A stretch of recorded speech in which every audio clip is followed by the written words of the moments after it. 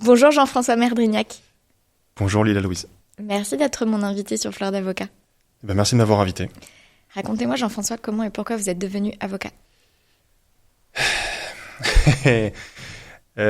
Pourquoi, je ne saurais pas tellement vous dire. Comment, je peux vous expliquer. D'abord, je voulais essentiellement me destiner au journalisme quand j'ai commencé mes études supérieures. Et pour ça, je voulais intégrer Sciences Po. Et en dépit de la mention que j'avais eue au bac, je pense que je n'avais pas été tellement informé de la possibilité que j'avais de rejoindre Sciences Po directement après mon bac. Ce qui fait que j'ai loupé les inscriptions. Et je me suis dit, bon, tant pis, je vais faire du droit. Et puis, je savais que j'avais la passerelle à bout de 2 ans de droit, donc je vais tenter de raccorder les wagons comme ça. Et donc, c'est comme ça que je suis rentré en première année de droit. J'étais à Rennes à l'époque. J'ai fait première année, j'ai fait deuxième année.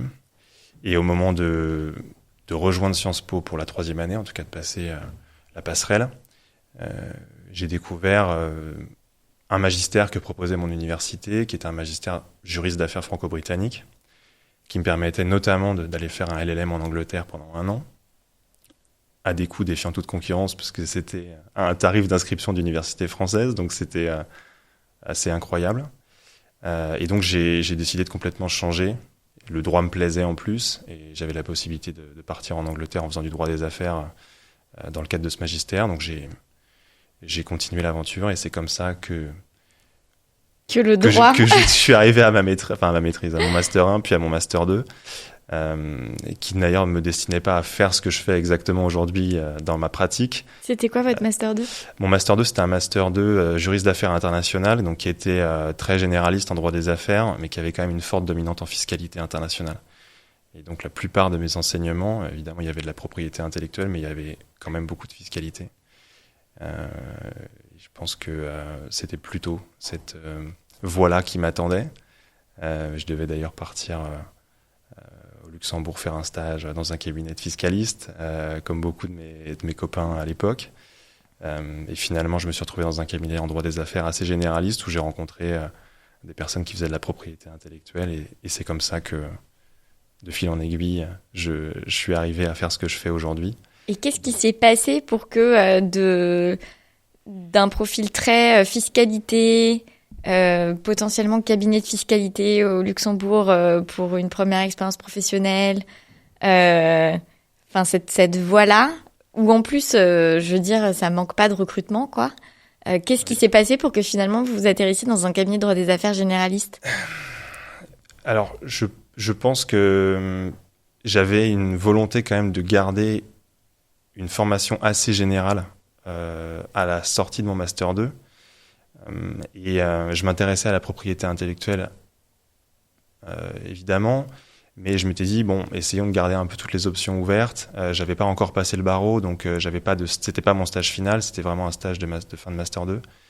Et donc j'ai eu en fait cette option de rester à Paris, en tout cas d'aller à Paris, puisqu'à l'époque j'étais à Rennes, et de découvrir un cabinet français généraliste où j'avais la possibilité aussi de faire un peu de fiscalité et de propriété intellectuelle. Et puis je pense aussi que c'est surtout les rencontres. C'est un peu bateau de le dire, mais c'est vrai que j'ai rencontré des personnes qui m'ont fait découvrir la propriété intellectuelle, qui m'ont recruté en stage.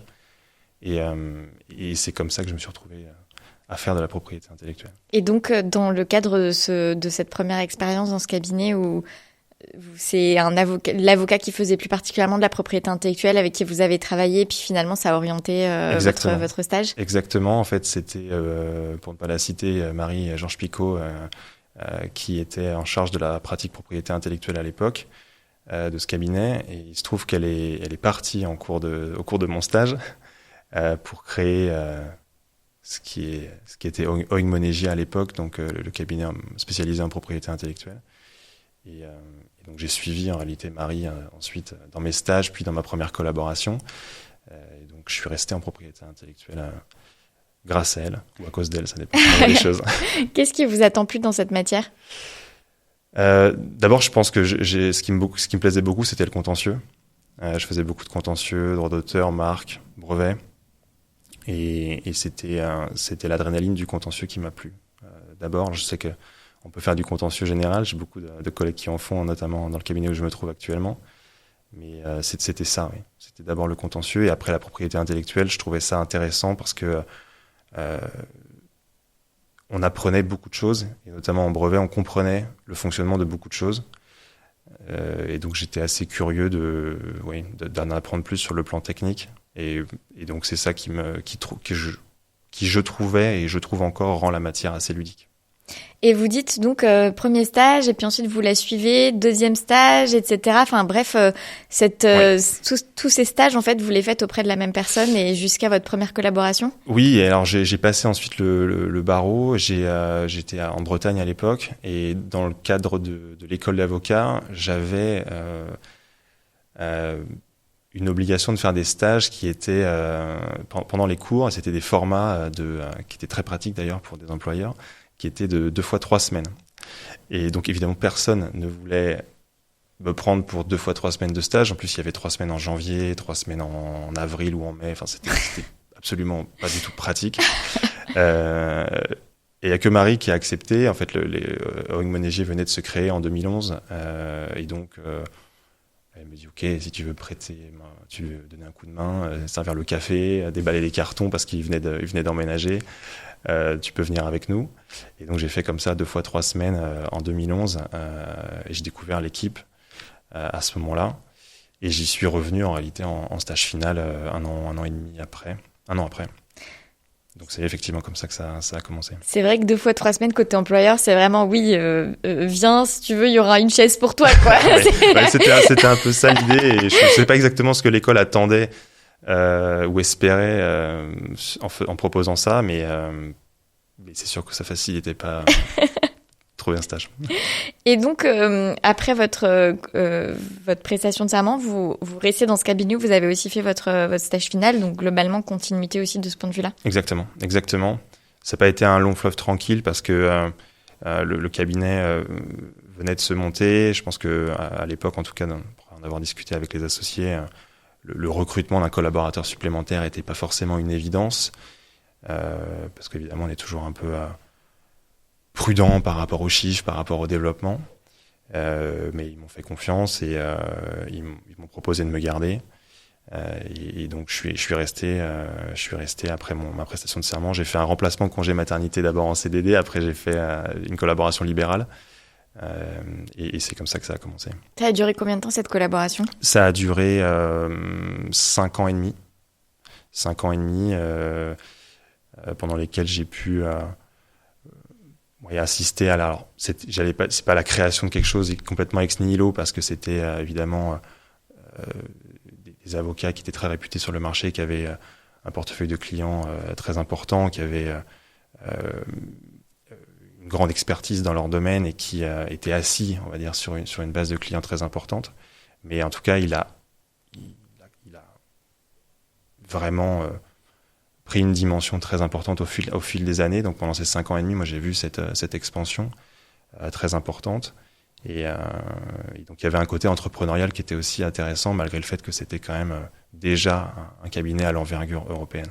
Donc oui, 5 ans et demi de très bons souvenirs, parce que c'était quasiment que du contentieux de la propriété intellectuelle, donc c'est ce que j'avais appris à faire en stage et ce que j'ai continué à faire pendant toutes ces années. Et qu'est-ce qui fait que vous êtes parti ? Je pense que c'était un peu la fin d'un cycle pour moi. J'avais aussi grandi avec beaucoup de personnes dans le cabinet qui n'y étaient plus, et je pense que j'avais besoin sans doute de voir autre chose, et c'est ça qui a motivé ma décision de partir essentiellement, je pense, avec le recul. Et puis quand donc Pauline Debré est venue me chercher, c'est vrai que l'attrait de Linkletters, de la possibilité de garder toujours cette dominante du contentieux, avec aussi la possibilité de faire des choses que je maîtrisais moins bien, comme le M&A, les aspects contractuels de la propriété intellectuelle. Ça m'a pas mal intrigué, et ça m'a donné l'envie de me dire, allez, c'est le moment aussi peut-être d'élargir un peu tes compétences, de faire d'autres choses. Et le fameux sortir de votre zone de confort, je pense que ça s'appliquait clairement dans ce cas-là. Puis c'était une année de changement aussi, 2017. C'est l'année de mon mariage. C'est l'année où peut-être, oui, j'avais besoin d'un nouveau départ. Donc il y avait beaucoup d'attrait en tout cas à ce moment-là. C'est intéressant ce que vous dites sur le côté où vous faisiez beaucoup dans ce premier cabinet, beaucoup de contentieux de la propriété intellectuelle. Et puis, en réalité, on est venu vous chercher en vous proposant de garder ça, mais en plus d'ajouter des cordes à votre arc et d'aller vous former à d'autres matières. J'ai l'impression que, d'une certaine façon, il y a le réflexe de penser les choses à l'inverse, c'est-à-dire au démarrage, je fais quelque chose d'assez large. Pour pas me fermer de porte derrière, pour pas fermer de porte derrière, est-ce que ça me coupe des opportunités? Et finalement, ce que j'entends, c'est que dans votre cas, finalement, d'avoir une pratique assez nichée, ça vous a clairement pas fermé de porte en termes d'opportunités. On vous a fait confiance sur le fait que vous sauriez monter en compétence sur des aspects plus transactionnels, plus voilà. Alors après, j'en avais déjà fait aussi parce que j'avais, Marie à nouveau avait cette pratique un peu M&A qu'elle faisait dans le cadre de son activité, mais c'est vrai que c'était pas quelque chose de dominant dans ma propre activité. Mais après, oui, c'est vrai que le parcours est un petit peu à l'envers, je dirais, parce que je pars du plus spécialiste pour aller au plus général, je pars d'un cabinet de niche pour aller vers un gros cabinet, là où souvent les parcours sont plutôt, on démarre dans les grosses structures, notamment droit des affaires, et puis ensuite on se réoriente plutôt vers des cabinets de niche si on veut changer d'orientation. Donc oui, mais c'est un bon message. Je pense que moi, ce que je retiens aussi, c'est que, alors j'ai quand même eu cette chance de faire un LLM, et je pense que c'est un peu facile pour moi de dire que j'ai juste fait une fac de province et que je suis arrivé à Paris et que je suis une sorte de self-made breton. Ce serait sans doute un peu exagéré de dire ça, mais en tout cas, je trouve que quand on voit ensuite les méthodes de recrutement, les profils qui vous accompagnent dans les différents cabinets, c'est vrai que vous êtes beaucoup biberonné au Paris 1, Paris 2, et vous réalisez en réalité que la plupart des gens avec qui vous travaillez viennent d'horizons très différents, et c'est pas toujours évident à entendre comme message, parce qu'en réalité, je le vois maintenant, les étudiants, les stagiaires qui font l'EFB se disent, bon voilà, il faut vraiment que je sois à l'EFB, que je fasse un LLM qui va me coûter tant en Angleterre, aux US, que je fasse 2 Master 2, que je fasse un MBA, une école de commerce ou que sais-je encore. Donc mon parcours est un petit peu un message d'encouragement pour ceux qui ont peut-être un parcours un peu différent, mais en tout cas on peut rebondir et on peut faire des choses très variées, même en n'ayant pas un parcours tout à fait linéaire ou une formation qui correspond aux standards peut-être attendus ou qu'on croit attendus dans les grandes structures notamment. Vous, si on fait un pas de recul, c'est vrai que vous vous êtes engagé dans des études de droit un peu par défaut, faute de Sciences Po, alors qu'initialement vous vouliez plutôt être journaliste, et puis en fait le droit vous a happé. Quand vous étiez à la fac, etc., est-ce que vous avez à un moment imaginé pouvoir rejoindre un cabinet comme Linklaters ? Est-ce que vous posiez pas la question, peut-être ? Non, j'ai pas. Je me suis jamais vraiment posé la question. En fait, je me suis jamais dit que les grands cabinets étaient pas faits pour moi, ni qu'ils étaient faits pour moi. En fait, j'avais pas d'avis tranché sur la question.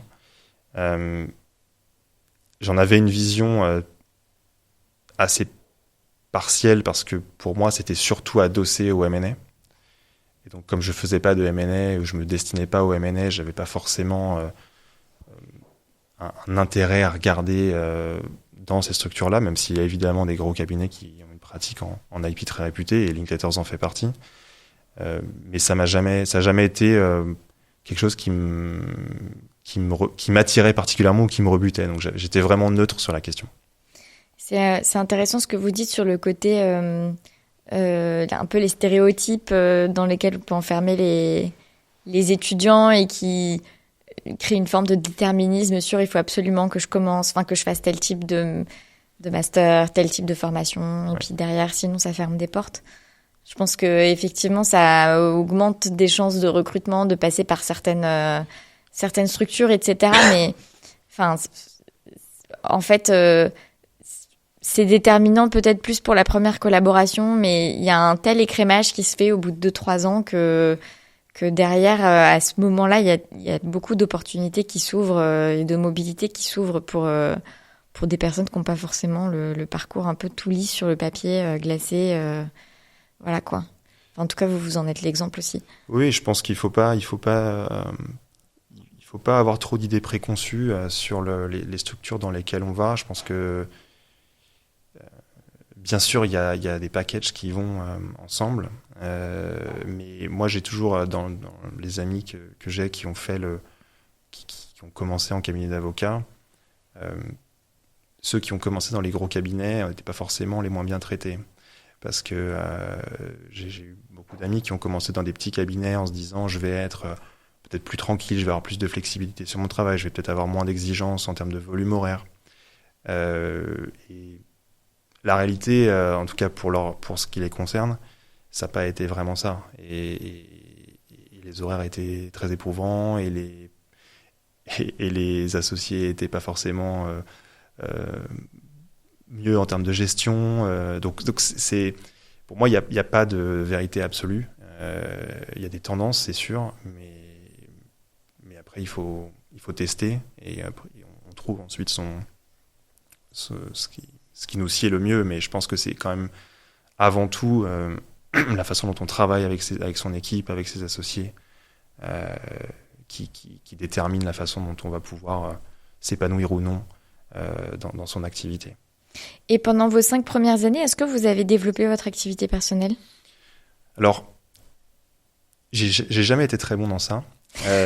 Donc j'ai jamais vraiment Mais vous cherché à le faire. Ce qui est différent de Ouais. j'ai pas cherché à le faire, de j'étais pas bon. Parce que j'étais pas bon, ça implique une sorte Ouais, de... alors, c'est peut-être un peu réducteur, mais oui, je pense que la réalité, c'est que j'ai plutôt jamais vraiment essayé de le faire. En tout cas, pas pendant les 5 premières années d'exercice.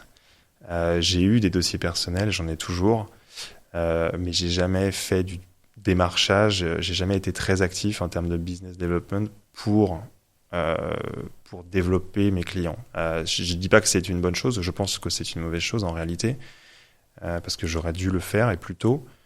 Mais c'est vrai que je ne le faisais pas quand j'ai commencé mon activité d'avocat. Et vous dites j'aurais dû le faire et plus tôt, qu'est-ce qui fait qu'aujourd'hui vous faites cette observation ? Je pense que le réseau que vous constituez, il n'a pas besoin d'attendre 3, 4, 5, 6, 10 ans d'expérience pour débuter. Au contraire, en réalité, il commence à la fac, il commence sur les bancs des différentes écoles, dans les associations de jeunes ou de moins jeunes, praticiens. Et donc, et d'ailleurs, sans qu'il y ait forcément une volonté de développer une clientèle, en réalité, c'est plus que vous cherchez du contact social, que vous cherchez aussi à apprendre de vos confrères ou de différentes personnes qui évoluent dans votre domaine d'activité, qu'ils soient en cabinet, qu'ils soient en entreprise ou autre. Et donc, le fait de s'impliquer dans des associations, le fait de garder toujours vos contacts et d'entretenir vos relations amicales ou plus distantes, c'est une manière aussi de vous former. Il se trouve que, in fine, ça peut vous apporter des dossiers, et tant mieux, mais on n'a pas forcément besoin de se mettre ça en tête pour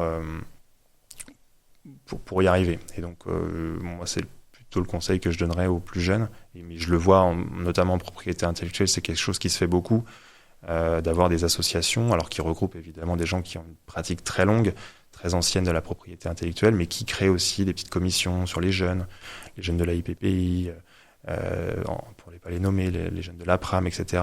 Et donc qui ont vocation vraiment à réunir les plus jeunes d'entre nous. Et je pense que ça, c'est une très bonne chose. Avant de vous inviter à partager avec nous un peu plus de votre expérience chez Linklaters, j'ai une dernière curiosité sur votre première collaboration. Est-ce que vous avez envisagé d'évoluer dans cette structure ? Oui. En tout cas, il y a eu des discussions sur le sujet, mais je pense que j'étais encore un peu peu jeune pour me projeter plus loin que ce que je faisais déjà à l'époque. Donc, le cabinet a grossi de façon très importante avec des fusions. Et donc, oui, je pense que à terme, j'aurais pu me voir dans un rôle plus senior si j'y étais resté. Mais je suis pas allé jusque-là dans ma réflexion avant de partir. Et vous évoquez des discussions. Est-ce que vous avez l'impression qu'on vous a aidé à vous projeter vers ça? On m'a pas aidé à me projeter, mais j'étais pas non plus en demande, je pense. Ouais.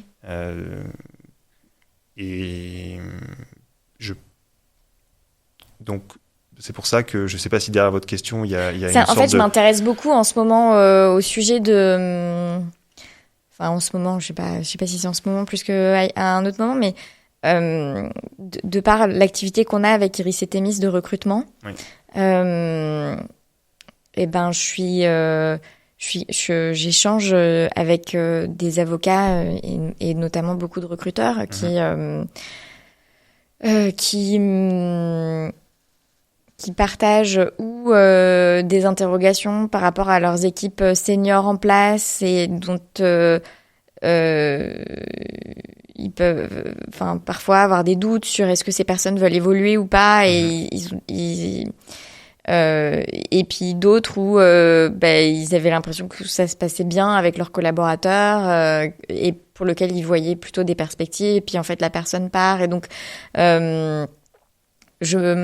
c'est une interrogation ouverte sans jugement de valeur de est-ce que c'est en fait d'une certaine façon aujourd'hui très lié à une tendance sociétale de se dire en fait de toute façon il y a une appétence pour de la mobilité même s'il y a des opportunités là où on est et d'une certaine façon juste un besoin de voir ailleurs, de s'éprouver ailleurs, de besoin de renouveau, puis voilà, vous dites aussi ça s'accompagne à plein de nouveautés dans votre vie personnelle et puis parfois on a juste envie de faire un coup de frais dans sa vie et voilà.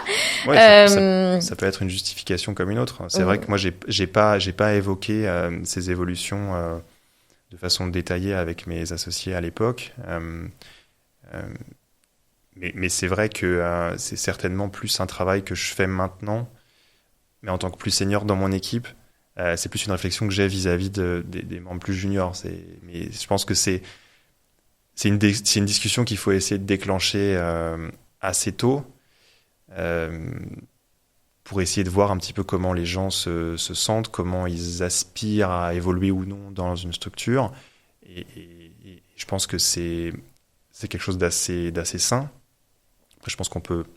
La difficulté, je pense que, et la raison pour laquelle j'imagine ces conversations ont peut-être pas souvent lieu, c'est que il y a peu de cas où on peut vraiment promettre des choses et tenir ses promesses. En tout cas, je suppose. Donc, le fait de ne pas avoir ces conversations, ça évite peut-être de s'engager dans des choses qu'on ne peut pas forcément faire à la fin. Mais je trouve que c'est pas mal d'avoir ces discussions de façon transparente parce qu'il y a des avocats qui savent déjà qu'ils resteront 5 ans et que derrière, ils n'ont pas pour objectif d'évoluer ou alors eux, ils ont pour objectif de créer leur propre structure ou d'aller dans une structure différente. Donc, ces discussions-là, je pense que c'est pas mal de les provoquer avec ces équipes parce que ça pousse aussi à la réflexion et comme vous disiez tout à l'heure, il y a aussi... je pense que j'en fais partie, des gens qui n'ont pas forcément réfléchi à ces questions-là, et le fait de leur poser la question peut aussi les amener à une réflexion qu'ils n'auraient pas eue par ailleurs, et qui peut-être aussi les pousse à partir pour des mauvaises raisons. Donc c'est souvent quand même une question de communication. Ouais, et c'est...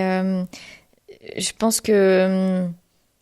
Enfin, moi, j'observe aussi beaucoup chez des jeunes avocats, enfin, dans ces premières années... de toute façon, je pense que la vie idéale, ce serait d'avoir toute la connaissance qu'on a quand on a 60 ans, mais de l'avoir à 20 ans. Et comme ça, on a toutes les clés de lecture qui nous permettent de faire des choix avisés. Mais c'est vrai que finalement, il y a des personnes qui sont peut-être plus averties sur comment on évolue, quelles sont les ficelles à tirer, etc. Et qu'est-ce qui fait que on va pouvoir un peu se déplacer intelligemment dans une carrière, et d'autres qui ont peut-être besoin de plus de clés de lecture sur comment les choses se passent et qu'on leur apporte plus ça. Et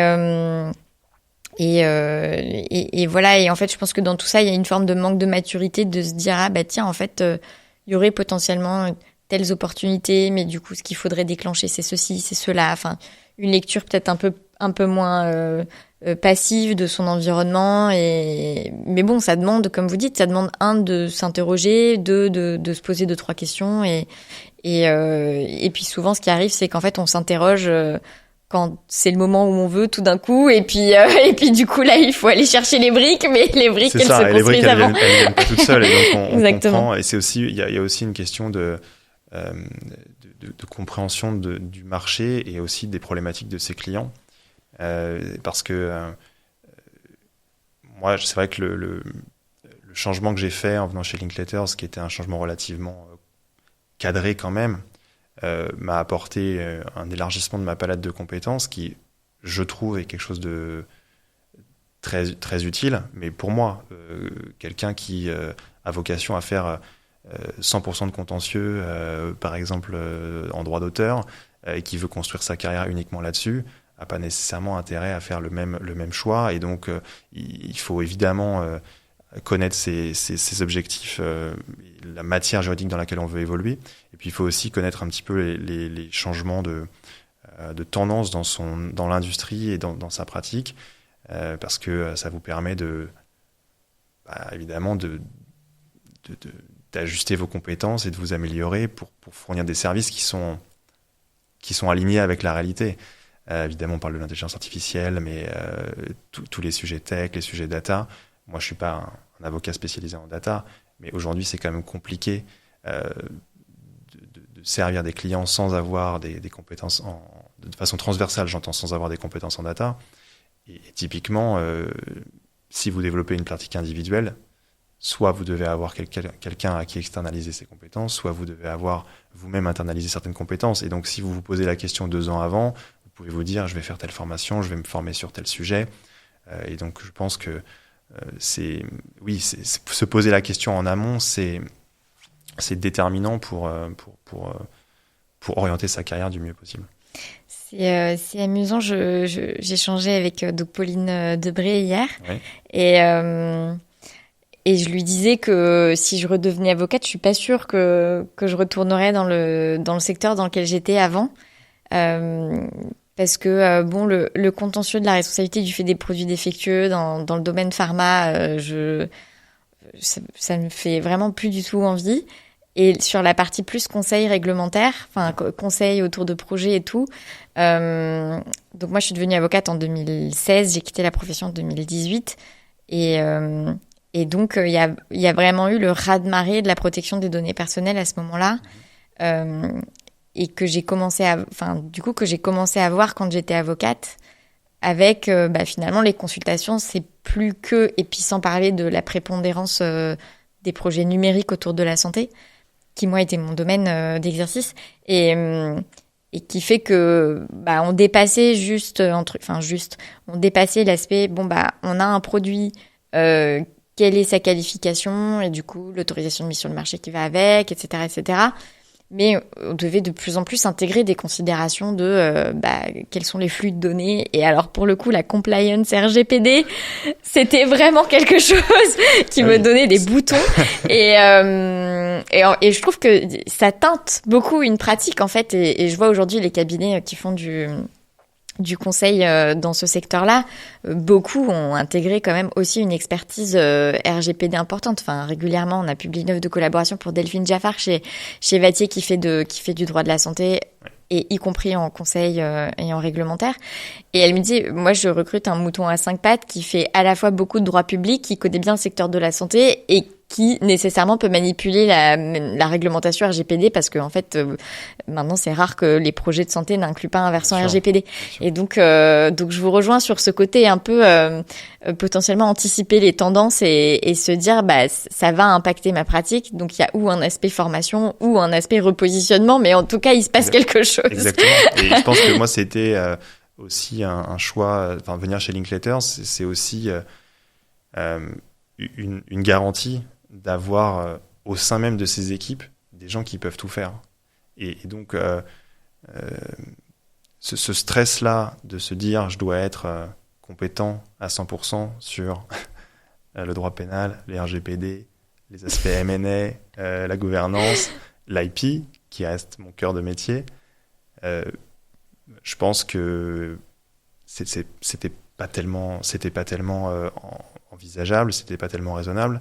Et je trouve que l'un des intérêts d'une structure comme Linklaters, c'est justement d'avoir des gens qui sont là dans vos équipes et de pouvoir dire à vos clients, bien sûr, ce projet, il est multifacette. Bien sûr, nous, on va mener le sujet IP qui est 80% peut-être de votre problématique contractuelle.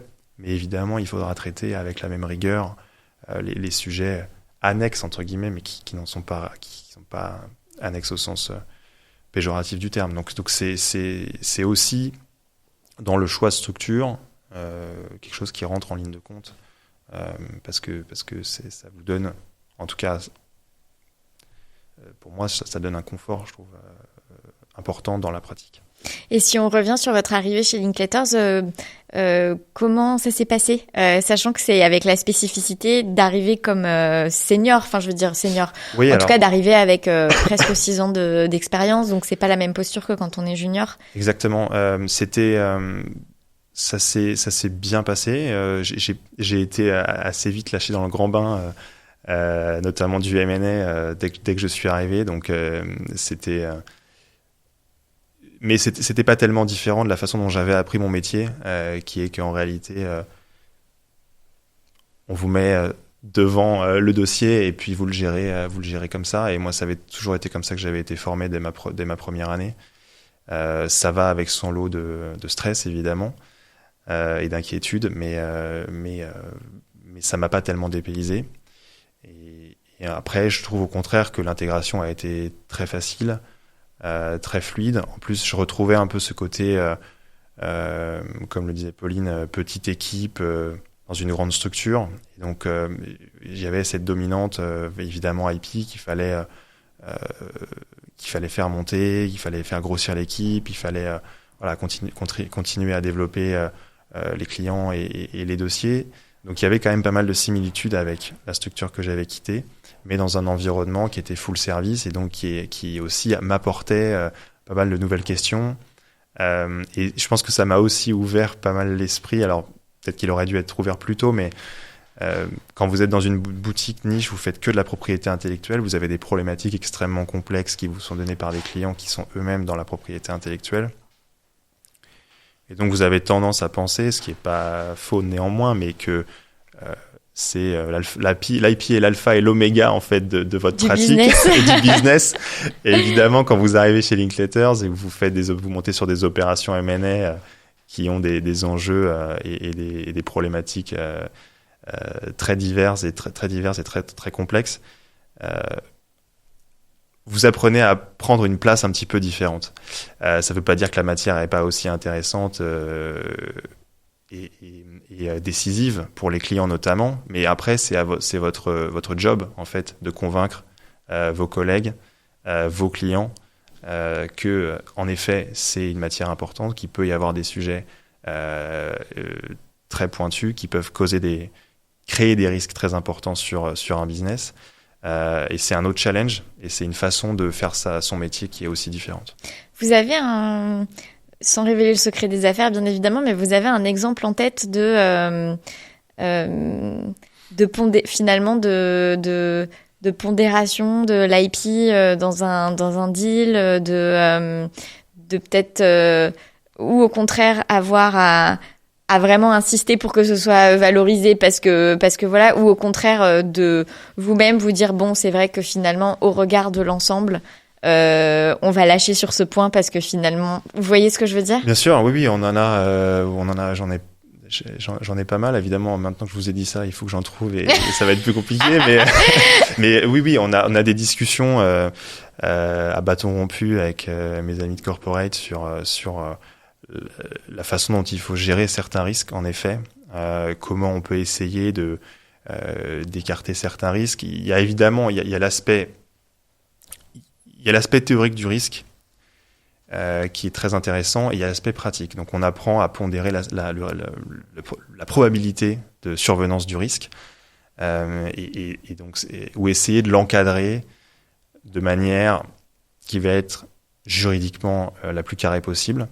Mais il y a parfois des moments, où en tout cas, après avoir mis le sujet sur la table et avoir proposé des options juridiques pour le régler, le client prend le point et dit « Ok, c'est entendu, mais pour X ou Y raison, moi je vais avancer parce que j'estime que le sujet principal à régler, c'est un sujet finance, c'est un sujet gouvernance et autres. Et donc je vais avancer comme ça. » Et il y a un côté un peu frustrant pour le praticien que vous êtes spécialisé en pays, parce que vous vous dites « Bon, j'ai peut-être pas été suffisamment entendu. » Et en même temps, dans l'envergure de l'opération, vous pouvez pas non plus donner totalement tort à votre client sur ces questions. Après, il y a des sujets où l'inverse peut aussi arriver, et c'est arrivé dans certaines opérations où vous avez des vendeurs qui vous disent « Oui, bon, j'ai un petit contentieux, propriété intellectuelle, on a fait quelques provisions. Donc vous regardez un peu les provisions, vous posez quelques questions, et puis ce qui est une provision à quelques centaines de milliers d'euros devient un contentieux à plusieurs dizaines de millions d'euros. Et là, bon, je dirais pas que vous êtes content, parce que c'est pas le but de trouver des problèmes, mais quand vous avez réussi à déterrer ce type de difficultés, et que, in fine, la conclusion d'un accord transactionnel sur les problématiques de contentieux de propriété intellectuelle devient un des éléments clés d'une opération, vous vous dites que vous avez servi à quelque chose, et donc et que vous avez apporté une plus-value aussi à votre client, et accessoirement vous lui avez fait gagner un peu d'argent, donc c'est pas plus mal.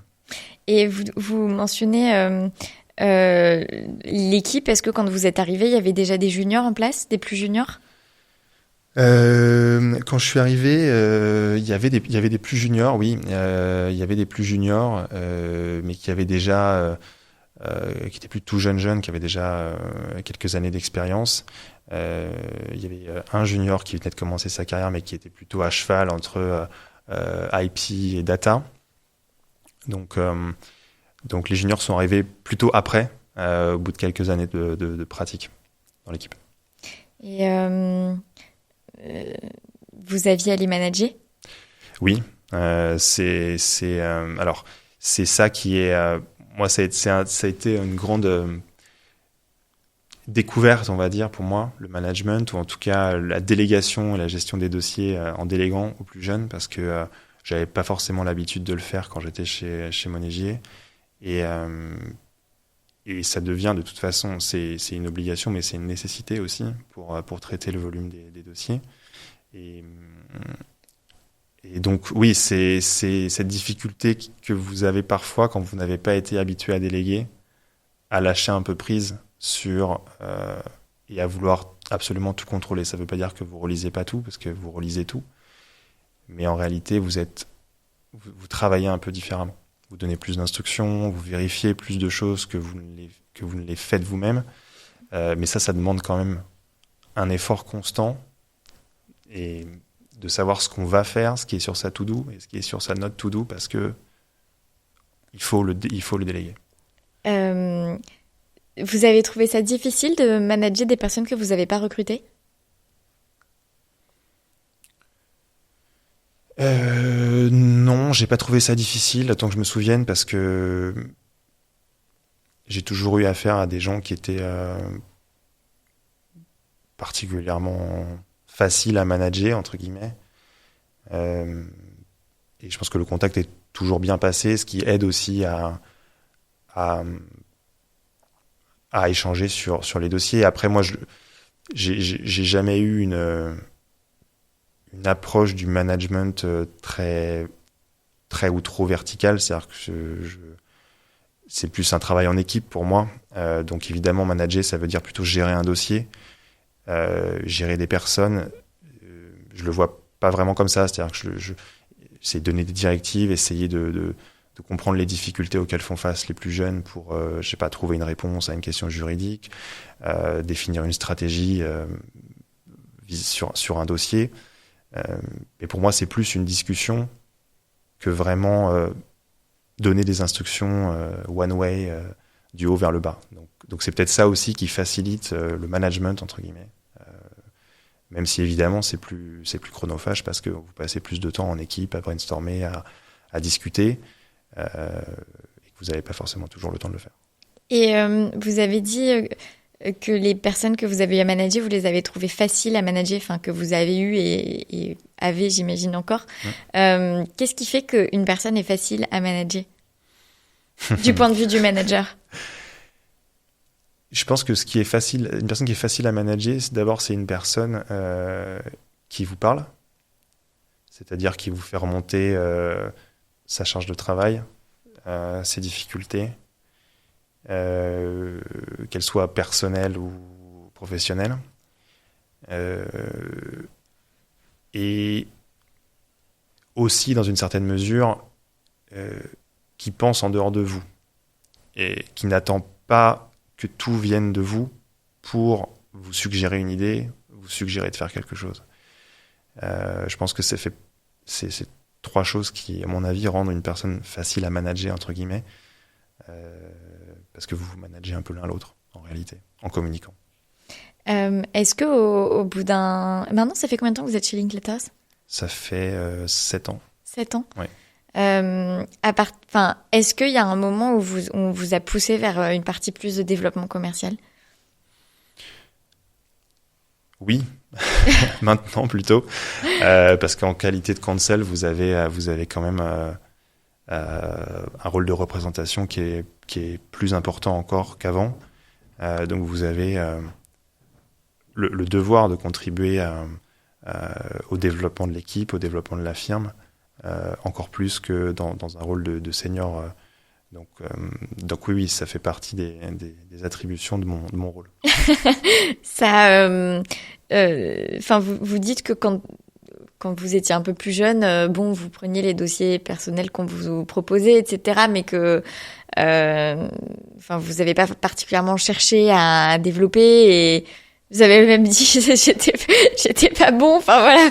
Est-ce que c'est quelque chose qui évolue avec le temps ? Ça évolue, oui. Ça évolue un peu à la force du poignet, mais je pense que parce que je pense que Pauline est aussi quelqu'un de très bon conseil pour ça, et je pense que c'est quelque chose qui est plus ou moins naturel selon les personnes. Il y avait aussi différentes façons de faire du business development. Vous pouvez être de toutes les conférences, de toutes les assos, vous pouvez être plutôt dans la rédaction d'articles, vous pouvez faire des choses très, très différentes.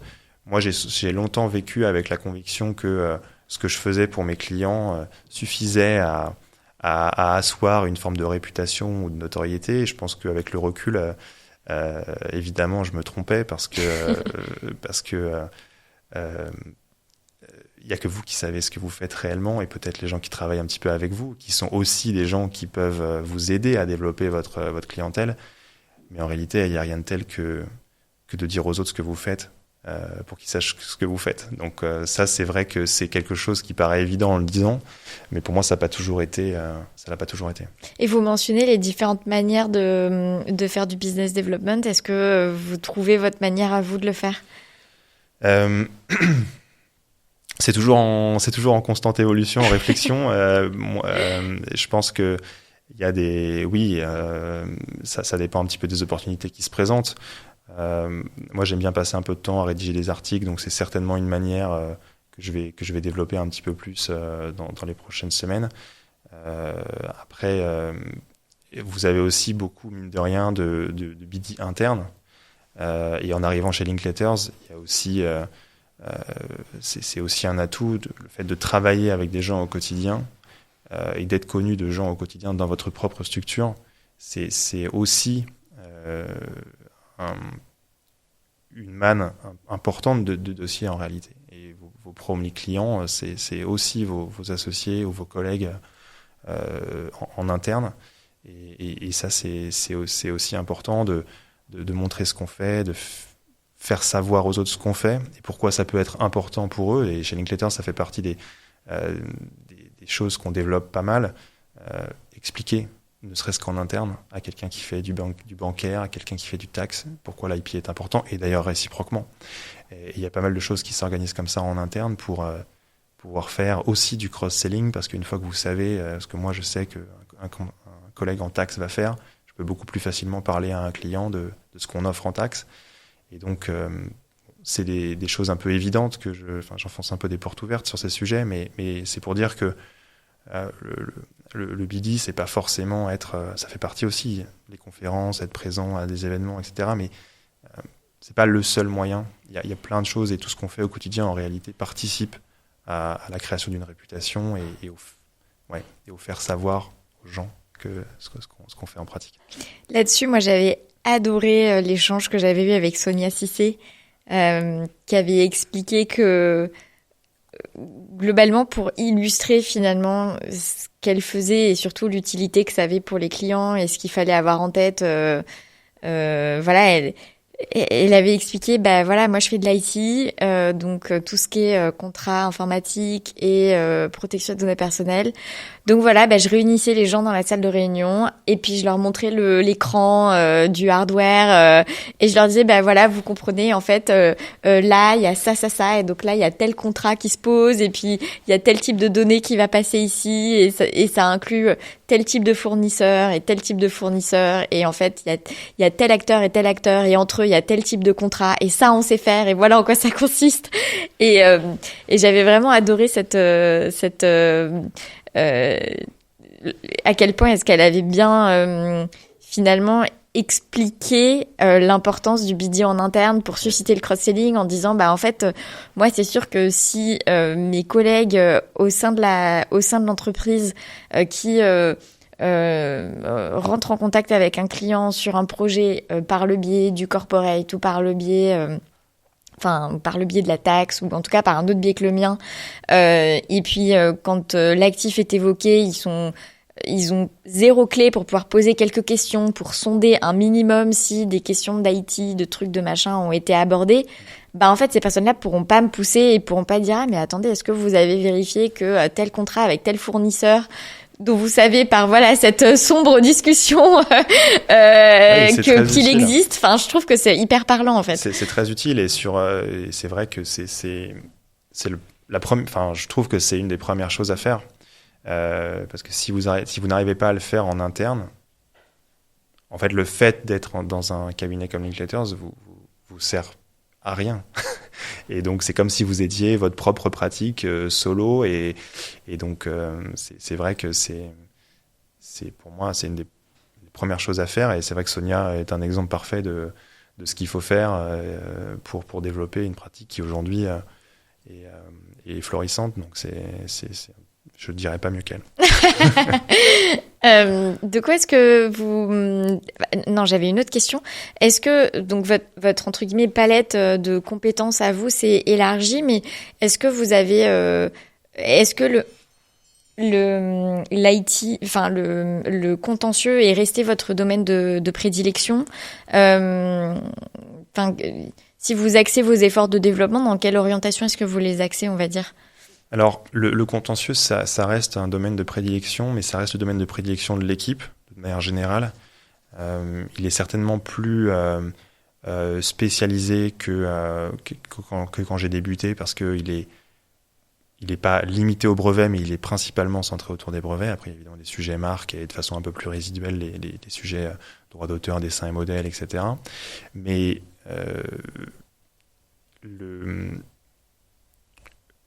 donc je continue évidemment à faire ça. Je pense qu'une des pratiques que moi je développe le plus, c'est quand même les aspects contrats. Les contrats de recherche et développement, les contrats de sponsoring, d'utilisation de droit à l'image, de licence de marque, les accords un peu commerciaux, les joint ventures. Vous avez des sociétés qui font un partnership pour développer un nouveau médicament, un nouveau produit, etc. Ça, c'est des sujets qui sont assez complexes, assez techniques et qui viennent compléter, je dirais, l'offre qu'on a au sein de l'équipe. Et donc, je trouve que c'est bien d'avoir ces deux jambes un peu pour marcher, ce conseil qui peut être contractuel, qui peut être précontentieux, M&A évidemment, et aussi évidemment toujours la jambe du contentieux qui est quelque chose qui anime chacun d'entre nous dans l'équipe.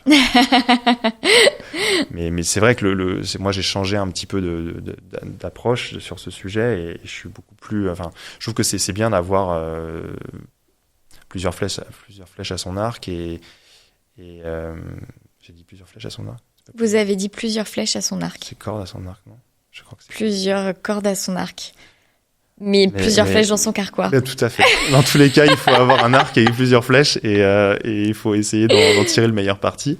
Et je trouve que les sujets contrats, c'est un point qu'on a beaucoup développé aussi avec Pauline et c'est un sujet qui permet aussi de fournir des services à des clients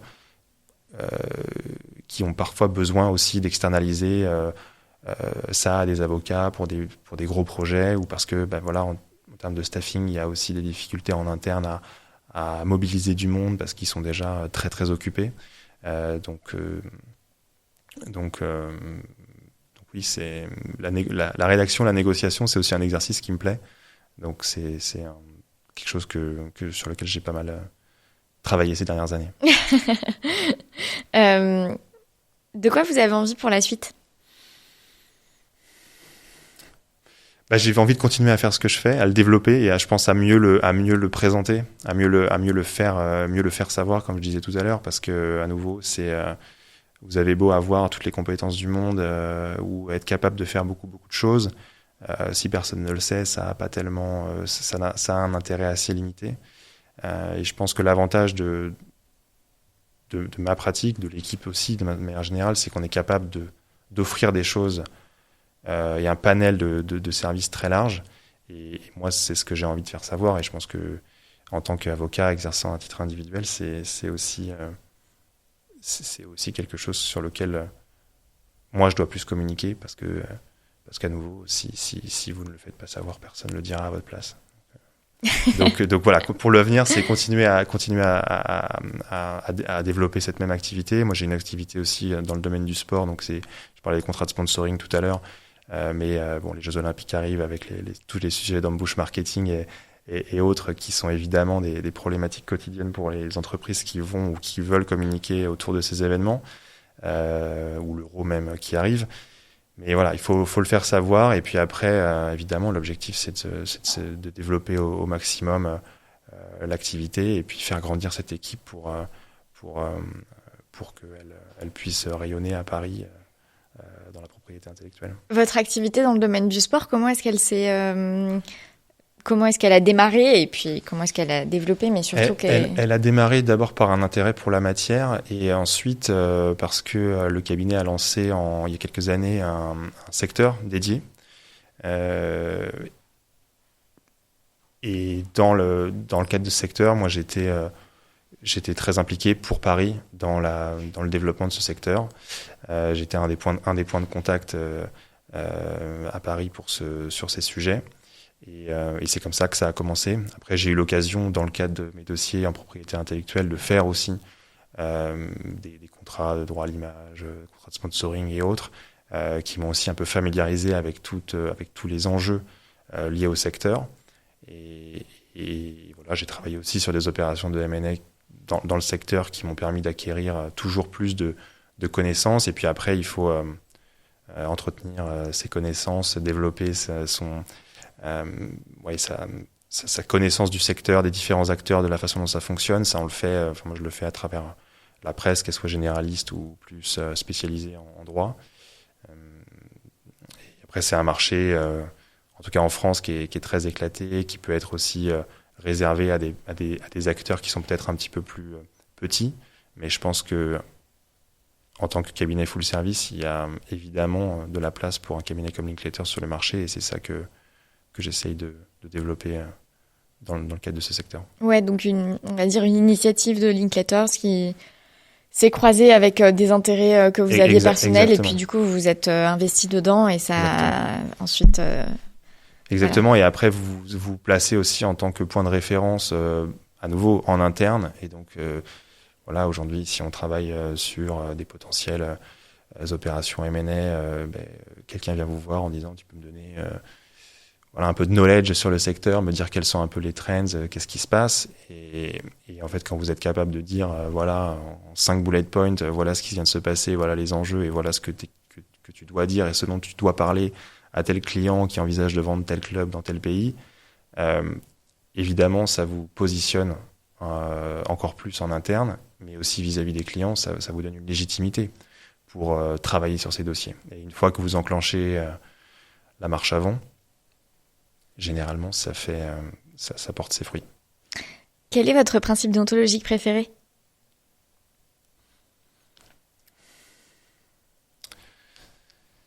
La délicatesse. Comme Pauline. Ah, ça va, écoutez, on s'est pas concerté. La délicatesse, parce que je trouve que ça se perd beaucoup. Il y a une époque, moi j'ai appris à envoyer mes conclusions à mes confrères avant de les signifier sur RPVA. J'ai appris à appeler mes confrères avant d'envoyer certains messages. Tout ce genre de choses que des confrères, d'ailleurs pas nécessairement les plus jeunes en réalité, on sera surpris de savoir que même les plus anciens ne sont pas forcément les plus respectueux des principes déontologiques. Mais je trouve que ça se perd pas mal. Même dans la négociation, je trouve que parfois il y a des envolées qui ne sont pas nécessairement indispensables. Je l'ai vu aussi parfois en plaidoirie où on a des confrères qui plaident quasiment ad hominem contre leurs propres confrères plutôt que de s'adresser au tribunal. Donc la délicatesse, oui, ce serait pas mal. Quelle est votre dernière joie ? Alors ma dernière joie, elle date d'hier, parce que j'ai appris que j'allais être papa pour la 3e fois. Oh, félicitations. D'un petit garçon. Voilà, donc personne ne le sait, donc je sais pas, j'espère que ce podcast n'est pas en direct. C'est pas en direct. Mais vous me direz quand vous le publierez, mais oui, c'était ma très grande joie d'apprendre que j'allais avoir un petit garçon. Et dernière question, qu'est-ce que vous portez sous votre robe ? Je porte sous ma robe un costume. Tout simplement. Tout simplement. Merci pour cet échange. Merci à vous.